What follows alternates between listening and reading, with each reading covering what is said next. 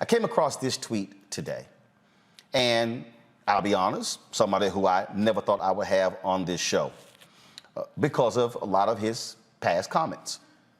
Former Congressman Joe Walsh of Illinois, Mediaite posted a clip of my segment on ABC this week. And Joe Walsh tweeted this: "Spot on, Roland Martin. Every one of us Republicans, former Republicans, moderate Republicans, and conservative Republicans must publicly acknowledge and apologize for helping to put that unfit madman in the White House. Every single one of us. Chris Christie and most never will." Joining us right now on Roland Martin Unfiltered and the Black Star Network is former Congressman Joe Walsh. Congressman, glad to have you on the show. You were, if I had a camera on you while I was going through all of that, you were putting your head down, you were nodding, you had this sort of state of disbelief as you listened to Chris Christie give that speech, and then so that exchange between the two of us on ABC. Hey, Roland, I am so, by the way, it's an honor to be with you. I am so freaking pissed off right now, but I want to start by saying thank you. I mean it, man. Thank you for what you did yesterday on ABC, calling out Chris Christie. My God, Roland, all of them know who Donald Trump is, and none of them have said anything. I'm listening to Christie at the Reagan Library. It's infuriating. We need to do this. We need to do that. What they need to do is call out him by name. But Roland, you know, and you said it beautifully, none of them will, because if you do, you end up like this former congressman. You're done in the Republican Party. If you call out Trump by name and say he's an unfit madman, then you're done in conservative talk radio like I was. And Chris Christie, what a bunch of bullshit. What a bunch of cowardly bullshit. He can't even, and Roland, you did a great job, because Christie kept going back to 2016 yesterday. Oh, I ran against him in 2016. For 4 years, he sucked Donald Trump's feet. He tried to help him get reelected in 2020. Look, Roland, I screwed up. I voted for Trump in 2016. In a nanosecond after that, I realized how unfit he was, and I lost everything. Chris Christie was still trying to help this guy get reelected? I get it. I'm not naive, Roland. I get it. You said it. If you do what I did, you're done in the Republican Party. And screw Chris Christie and Rand Paul and all these other guys, because they've sold their soul. I'm sorry. And that right there is the biggest thing for me, because, you know, they love talking about integrity and honor and principles and valor and value. They love touting their Christianity and their faith. And they stood with a faithless ghoul, a man who has no bottom, a man who will throw anybody under the bus. Chris Christie kissed his ass after losing, endorsed him. Trump put him in charge of his transition team. What happened? His son-in-law, Jared, I don't want him. Trump dumped him because Christie prosecuted Jared's daddy. After trashing this man, Trump would talk about the man's weight in public and how he would just do whatever and would just kiss his butt. Christie's still going back, still going back, still going back, still going back. Hell, he caught COVID by kissing his butt by being at the Amy Coney Barrett super spreader event at the White House, the same one where Bishop Harry Jackson was, the same guy who preached in the Oval Office on Easter Sunday and died a few months later of COVID, and Trump never even mentioned the man's name, never even sent a tweet out. And these folks, see, I would just rather Lindsey Graham and Rand Paul and Ted Cruz and Christie and the rest of them just come out and say, hey, I'm here to kiss his ass because I want to get paid. I want to have power. I want to have proximity to power. That's why I'm doing it. But don't sit here and act as if we don't know what the hell's going on. Hey, Roland, when I was in Congress, I was the poorest member of Congress. If I had $1 for every time a Republican member of Congress over the last 3 years told me privately how bad, awful, god-awful bad Donald Trump was, I'd be a wealthy guy. But you nailed it, my friend. They all told me that privately. Chris Christie has the nerve to say the Republican Party has to tell the truth without calling out the biggest liar this country has ever had. Roland, as far as I'm concerned, if you're a Republican and you can't call out him by name, Donald Trump, and we've got to get rid of him or this party will never grow, then I don't even listen to you anymore. Right, and that's that point you just made there when you talk about what they say privately. Look, Yeah. I can tell you, I know of people who overheard conversations that Rudy Giuliani and Lindsey Graham have had, who were sitting right there, and they were ridiculing him. They were making fun of him. They know he's stupid. They know he can't read. They know he's an ignoramus, but they know, oh, he had the power. Boom, we're gonna suck up to him. That's the only reason.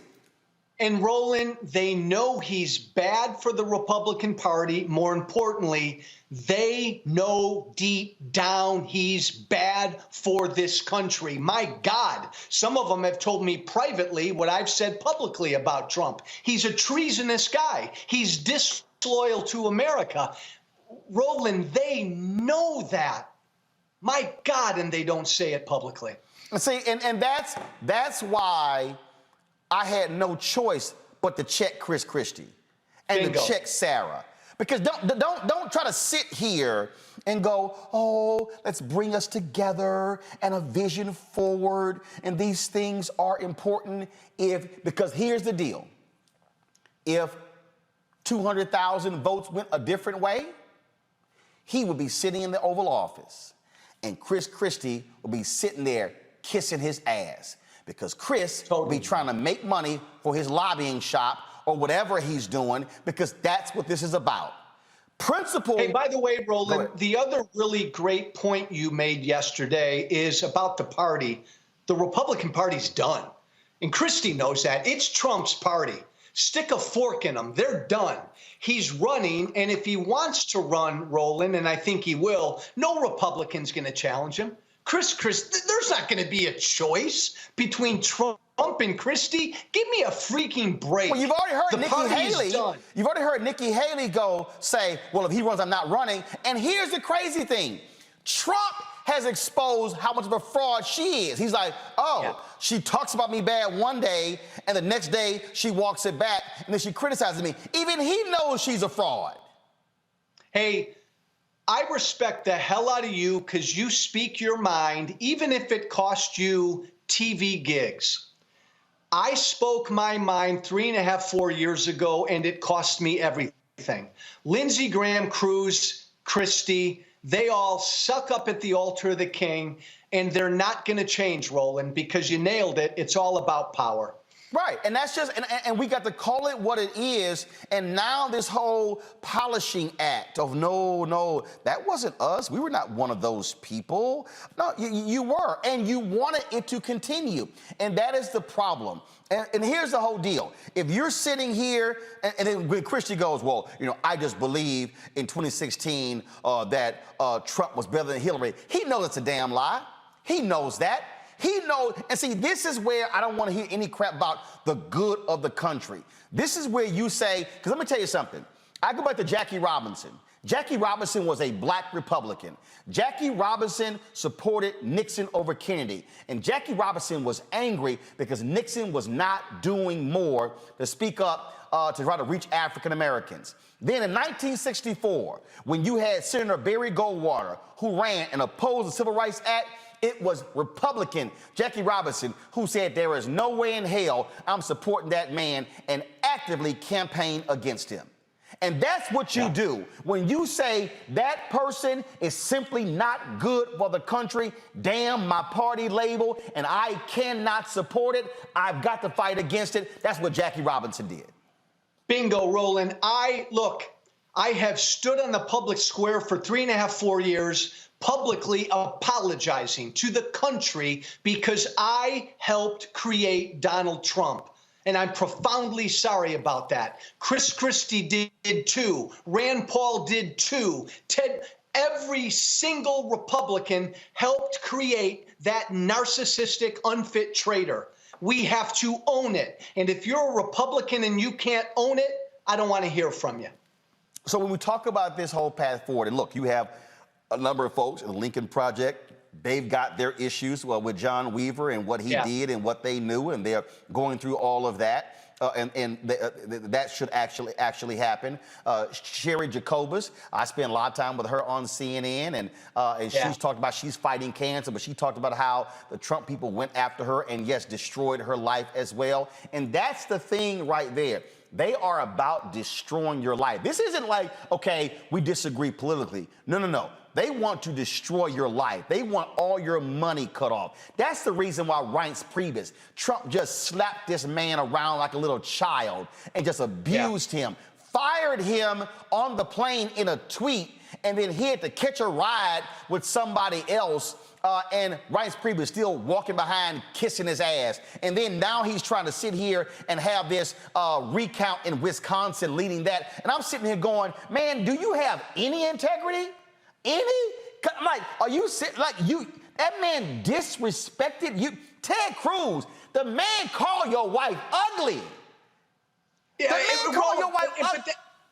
No, you're right, man. But then there are all these other Republicans who just kept their mouths shut for 4 years. What has Paul Ryan ever said? John Boehner, my former speaker, wrote a book and came out and said how bad Trump was. He still voted for Trump in 2020. They kept their mouths shut.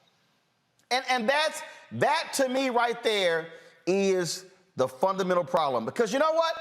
Look, I got a problem with a lot of Democrats who said, I just can't vote for Hillary Clinton. You know what? They didn't. And she lost. Yeah. She lost. Had those Democrats who did not like her said, I got to put that aside and vote for her, I personally think they screwed up, because what they didn't do was what Republicans actually did. Republicans said it's about power. But the issue for me was this here. The issue for me between Hillary and Donald Trump, and I said, we knew how bad this man was. We knew how pathetic this man was. Black women absolutely knew how awful this man was. And I said, if the country listened to black folks and not voted for Donald Trump, we would never gotten those 4 years. But what this man has unleashed, and that, to me, Joe, is why I was even more offended. I'm looking at Chris Christie going, how dare you stand there and talk about the conspiracy theorists and how we can't listen to them when you supported him and the man was throwing out conspiracy theories the day he walked into the Oval Office. That wasn't brand new because he lost to Biden. Christie empowered that. He empowered that. This is where, Joe, you have far too many people who are in the media who want to be clubby, in bed with these folks, chummy with them, and they don't want to press them too hard. I mean, that's just the real deal. People have to understand it is a major inside game for all the folks in Trump world that exists out there, and that's the game. And I'm sorry, I'm just not going to play that game and let somebody sit in front of me and just say this crap, and they've never owned up to it. You can't go to an AA meeting and make any progress unless you have to say with your own mouth, I'm an alcoholic, I'm a drug addict. You can't look. I'm born and raised Catholic. You can't walk in confession and not say, "Forgive me, Father, for I have sinned." In fact, these same Christians are the ones who say you've got to profess with your mouth that Jesus Christ is your Lord and Savior. These folks want to say, "Oh no, I wasn't with that. I wasn't done with any of that. No, I was privately advising him against it." Yeah, but you watched it and then you said nothing. And Roland, and by the way, your guest beautifully said it. Trump is a monster. He's a treasonous monster. And please don't take what I'm about to say wrong. I almost have more respect for nuts like Matt Gaetz and Marjorie Taylor Greene, Lauren Boebert, who really believe Trump's bullshit than I do Chris Christie. Chris Christie knows that Donald Trump is a lying, treasonous monster. I have less respect for Christie and Lindsey Graham and Cruz because they know the truth. Marjorie Taylor Greene's an idiot. She believes it. These guys know the truth about Trump, but for power, they won't call him out. Well, it is important to own up to it. I mean, you talked about that and what it has cost you, and in Republican circles, you are absolutely persona non grata. You've talked about losing the radio show because your radio show was on how many stations? About a couple hundred stations, lost them all. But you know what, Roland? Because you can't be anti-Trump in conservative talk radio. Here's the other thing, though. You have to apologize sincerely. Right. And I've spent 3.5 years apologizing. Yeah, for because before, let's be clear. Before, I mean, you said some stuff in the past about Michelle Obama and other folks, and you were a flamethrower on the right, and Fox News loved you, and every time you put something out there, and you had to own up to the role that you played in creating and fostering the environment that allowed a Trump to come onto the scene and grab it and then take hold and become president. Hey, Roland, I helped create that. You agree with me, I think. The GOP base has been radicalized. Oh, absolutely. What President George W. Bush said on Saturday, he was talking about the Republican Party in terms of the similarities between the radical, I call them domestic terrorists in the United States, and the folks who attacked us on 9/11 in terms of what their goal was. He didn't name Trump, he didn't name party, but everybody knew exactly who he was talking about. And all of us Republicans and people like me, Roland, we helped radicalize the base so that when Trump came along in 2016, the demagogue he was, they were primed for him. We got to own that, apologize for it. So what are you, last question for you, in terms of moving forward? I think you're going to see more speeches like this, and I'll give you a perfect example. People laud Senator Mitt Romney. I don't. You know why? Because he gave that speech, all that hoopla before Trump got elected, and then was kissing his ass trying to meet with him to become his Secretary of State. And see, that's the same thing. Say, I'm sorry, you don't play with evil. You don't play footsie with evil. I got to go to church. You can't sit here and pray to God, but then you want to kick it with the devil. I mean, you simply can't do. Lightness and dark cannot coexist at the same time.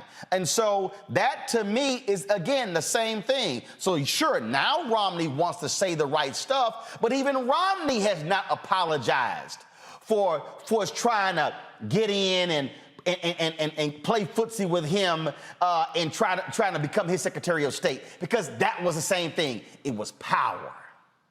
It was power, Roland. And Mitt Romney, I respect him. He didn't even say who he voted for in 2020. Come on. Here's the deal. The Republican Party is Trump's party. He's got the party by the balls. It doesn't matter what people like Chris Christie say. Donald Trump owns the base that is now radicalized. If he wants to run, Roland, the nomination is his, and nobody will challenge him. And the fear that I do have, is that his radicalized base, because he lost, will be even more fervent.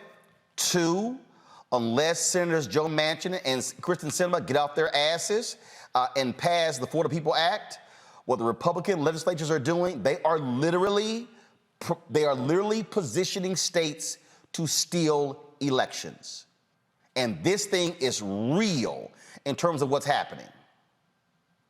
Hey, Roland, you've got Larry Elder out in California today who refused to say that he would accept the results of the election, win, lose, or draw. This is now the Republican mantra. They will never lose another election fairly. It will all be because of fraud. That's Donald Trump's Oh, I got to watch my language. That's No, his actually, legacy. the show's called Unfiltered for a reason. Go ahead. That's his fucking legacy. Roland, that is Donald Trump's fucking legacy. He has stuck a stake through the heart of our democracy. I'm sorry. It's all truthful. Former Illinois Congressman Joe Walsh, we appreciate Thank you, my friend. I've been on the show. Thanks a lot. Thank you.